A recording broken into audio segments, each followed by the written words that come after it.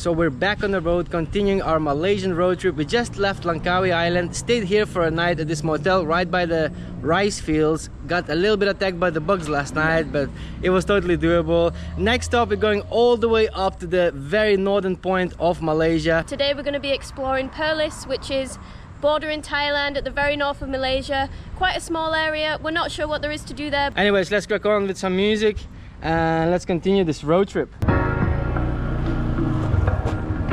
Let's do this! Travel some toes, back to the road, baby! Woo! Really excited to be driving around Perlis. On the way, we saw a bunch of people in the rice field flying kites. I was wondering if this is like a kite club or just like some sort of kite competition. But we took a little detour to come and visit this snake farm. Apparently there's like snakes and all kinds of reptiles in here. I have no idea what to expect. I'm guessing this is like the ticket entry, and these are the animals that we're probably gonna be able to see. We got our tickets. A few fun facts about snakes. The best one is that humans run faster than snakes, so we That's can good to outrun them. know. Good to know, you know, just in case. Welcome, sir. Hello. Take photo here. Let's get some photography, you know what I'm saying? Straight away for the Instagram, boy. We don't usually go to like zoos and things like that, but it was so close to us and we're like, let's go and see some crazy ass animals that we've never seen before. These are like dead ones that have been preserved. Yeah, that looks like a cobra. Yeah, it is a king cobra, basically. Yeah, it's marinated. I spent quite a bit of time in here looking around about each snake. All of this is a python skin.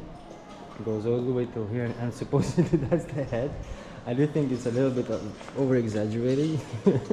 Now, if you've seen a python this big. There isn't one in this cage, so I'm wondering, where is it? It escaped. Behind you! I feel a little bit sorry for them because they're so big and they're just in these like glass things and not that big. A lot of iguanas. There's loads of them just piled on top of each other. I have never been in a zoo since I was a little kid, but I've never been to one where they just play music and stuff like that, you know. It must be freaking the animals out. Like, I've always thought zoos gotta be quiet, you know. Listen to this. This is a zoo. Smashing out Bon Jovi, mate. Okay, that's where you can probably see emu or something like that.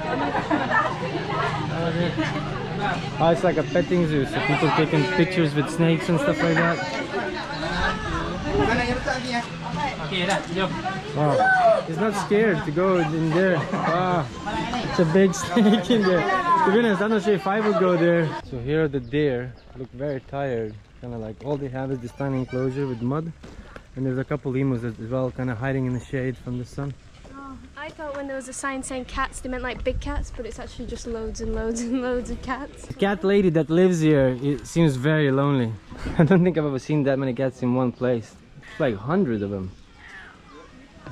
Meow. They just want strokes. Bless them. There's Olivia taking a shot. Get really close. You can stroke it, Olivia. It's okay. They got long necks. Just stroke it. Why do they constantly look shocked? They look like dinosaurs. Like, can you believe that this is a bird? It generally looks like a dinosaur. Guys, we're looking at a saltwater crocodile right now. He just stuck his face out right in front of us. Bit creepy, actually. He just kind of came towards us like, hello, dinner. If there wasn't this wall in between us, thank God. He just come out next to us. He definitely wants to eat you, Mara. Well, that's definitely an animal I would only want to encounter in a place like this and not in the wild. A lot of it, these are empty. To be honest, if they want some tourism in here, I do think they need to maintain it better and have bigger enclosures for the animals. To be honest, I'm kind of realizing why we never visit zoos. Mario made a friend. Wait, what's up? He's saying subscribe, by the way, guys. That's what he's saying. We continued exploring Perlis, which is a very rural part of Malaysia. Most of the area is countryside and farmland. This is definitely one of the greenest areas we've seen so far on this road trip, with fields and mountains all around and no urban development in sight. Our next stop is the most famous attraction in Perlis, Kelam Cave.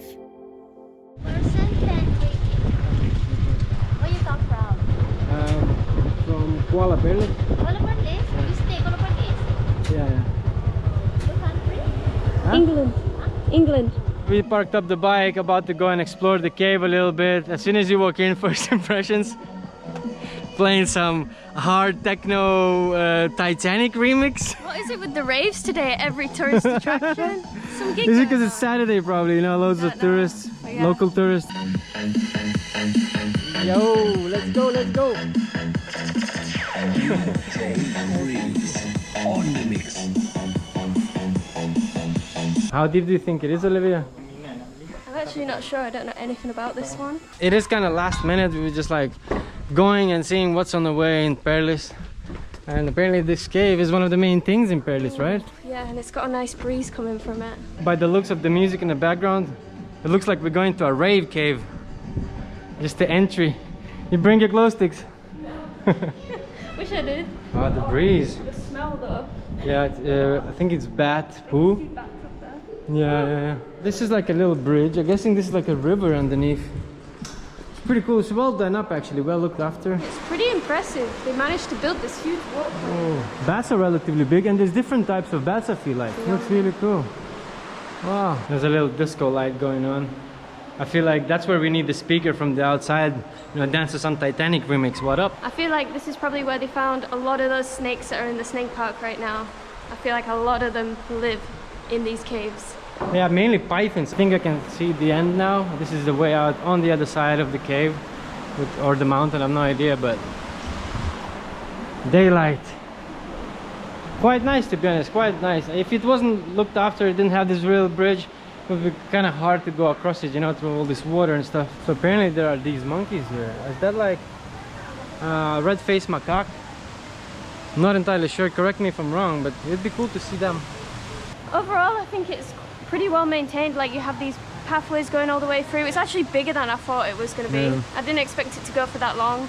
But yeah, if you're not like into hiking, then it's really easy to walk through here. You can bring kids and everything. So this whole area is like a massive little walk, like a park as well. I see some kids swimming and stuff, some ATVs as well you can go around. I do think there's a camping area as well. You can camp here. We really have so little time and we don't have time to be wandering around the park all day. We are gonna go to this viewpoint. I don't know what it's called, but it's not too far from the cave. And after that, we're going to Padang Besar, which we have been many times, but we'd only go there for the train coming from Thailand. So it's the first time we're gonna go visit just as tourists, you know, and probably gonna get some lunch there as well. Right, so the map took us all the way here. The drive was really nice, going through some windy little roads up the mountain. There's a big signs of some different looking monkeys. The drive was really nice, apart from the thing that there was no viewpoint here. A little bit disappointed. This is just a landmark. I think that this road leads to Thailand, and the viewpoint was back up there on the top of the hill. Anyways, next up, Padang Besar. I'm getting pretty hungry. Are you hungry? Yeah. Let's do this. Padang Besar wasn't too far from the viewpoint, and on the way we actually drove through a police block. I wasn't sure if it was just a general police block or if they were checking for like illegal stuff, because the road leads towards the border of Thailand, but they just waved us through. We didn't have any issues. In fact, we've only been stopped once on this trip so far across Malaysia by the police, and we didn't have any issues at all because Mario has a Thai driving license. But yeah, we've just arrived and we haven't really found many cafes or restaurants in Padang Besar. It is kind of just like a border town. There isn't much here. But we found this stall and we think she's got some shakes. I already ordered. What you ordered? Can you guess? A watermelon shake. Of course. Yeah. The most hydrating thing Two. you could have, yeah. No, just one for me. And they've got like some snacks and stuff, but yeah. Chicken looks pretty bang actually, but we might stop in like another local place for food. Yeah. Look, they have already. This is from Thailand. Ooh. We're so close, Thailand is just there. All we need is insurance for the bike and we could go to Thailand, but we might save this for the next trip. Padang Besar is actually the first place we ever came in Malaysia when we came here for the first time, because we crossed the land border from Thailand to Malaysia. We actually made a whole video how we got from Krabi all the way to Kuala Lumpur on only $20, I think, which is pretty affordable for traveling all that way. You can go and watch that on our channel if you're thinking about traveling all the way from Thailand through Malaysia. We've got a lot of memories about this place. We've actually crossed the border here many times by land. Oh, I thought that was in there. Cheers. Cheers. How is it? I haven't put my straw in. So refreshing, so hydrating. It is the hottest time of the day right now. and this is literally the most hydrating thing you could ever have. So we have stopped because it looks like we're driving into the rain. The map is showing that we have to go there and there. Look, that local guy's also stopped putting So his yeah, coat. yeah, That means yeah. you definitely got to put on a coat. Yeah, definitely. It is really hot, but yeah, the weather changes quite fast, so it is what it is. So we made a decision and we decided to turn around and drive back the same road we came in, and we found this little village that has food. I thought it's just wiser, right? Just get some food for lunch and avoid the rain, hopefully. So we're at this local place, and this is just one village with one single restaurant. We're really in the middle of nowhere. Like when you're driving in, it's so quiet and peaceful. We have noodle soup? Soup, yeah. Soup daging, ayam? Two daging? Dua. Yeah. May koi tiao. Koi tiao, noodle. Bihun. Small, yeah. We just got our coffee, a noodle soup is coming, and the rain just started. What a shout coming here. Absolutely smashed it. I feel so like proud of myself making a good decision. Told you. Boom, the noodle soup has arrived. I think it looks like Thai boat noodle, but I'm not sure. I'm Maybe pretty it's sure, yeah. Malaysian style. I'm pretty sure it's kind of Thai style because you can see they have the vinegar, the chili oil, all the chilies and sugar. That's, you know, a boat noodle. I haven't even tried it. Is it boat noodle? So good. Hell yeah, hell yeah. The more local you go for a soup, just the better it is. Very nice food, very delicious. Thank you so much. Yeah. We really appreciate It's it. really good. Really, it's a Thai style, yeah? Boat noodle, very Thank you. yum, yeah. Aroy makap. Sedap, santap. Sedap. Mantap. Mantap. Yeah. Santap. Alright, we're ready for the road. We're worried it might still rain, so Mario looks a bit ridiculous in this coat with the bag underneath, but I got twins. thank you. Terima kasih. Bye bye. This is the name of the restaurant, by the way. It was really good soup. In case any of you are passing through this area. Let's crack on and hope we don't get caught in the rain.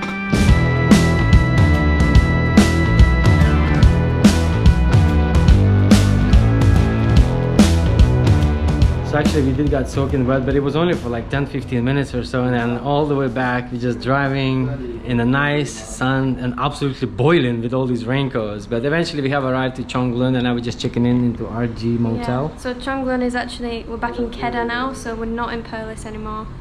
And yeah, it's like a town, I think. There's a few things. I've seen Pizza Hut, A KFC, lot of street food. and local food. Yeah, so we'll be chilling here. We're only here for a short bit to continue with our road trip, but man, I feel a little bit tired, even though we haven't driven that much in comparison to other days, but it still feels pretty tiring. The room.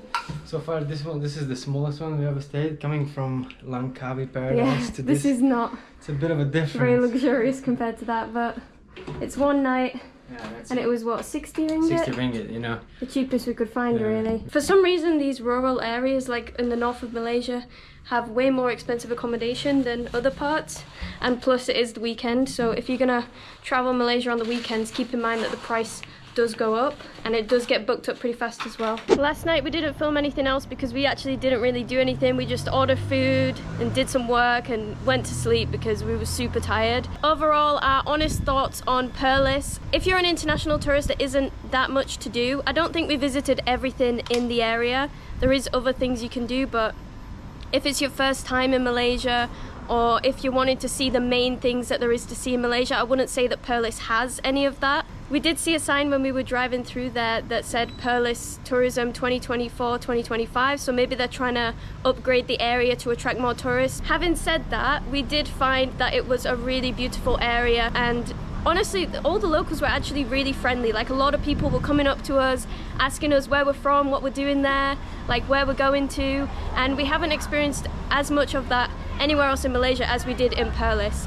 People were really curious about what we were doing there. So if you want to experience a more local side of Malaysia, we would definitely recommend going through Perlis. Maybe not as a first timer in Malaysia because you want to see all the best things in Malaysia when you come the first time, but definitely if you want to see a bit more of the rural side of this country. Especially if you're doing a road trip like us, it's like you have to visit it.